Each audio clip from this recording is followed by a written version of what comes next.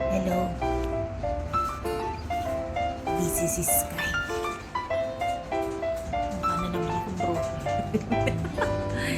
Sky! Baby! Sky, anak! Busy siya.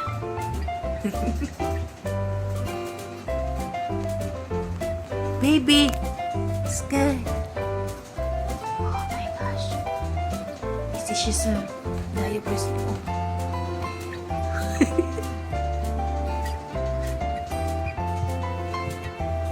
Baby, tapos na lang magdede. Pero bitin pa rin sa kanya 8 hours. Hello?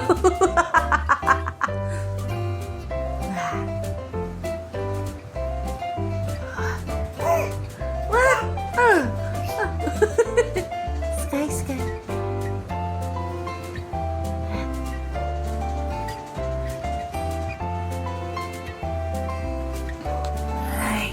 Binugbog na naman ako ng baby ko kaya ganito na naman itsura ko. Ano po naman?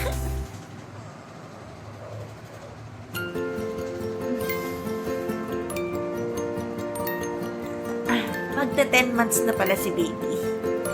Kaya yan, nakakatayo na siya. Ayan o. Tada! Pero hindi pa niya kayang maglakad. Kaya niya palang mag-balance na ganyan. Pero siguro mga 3 minutes na nakakatayo siya. Tapos, mas mahaba yung gising siya compare sa natulog siya. And then, sa gabi naman, matagal siyang patulogin.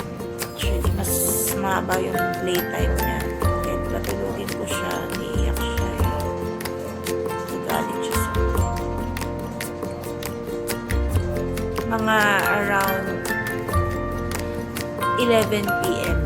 Yun, bibilitin ko na siya kasi may pasok.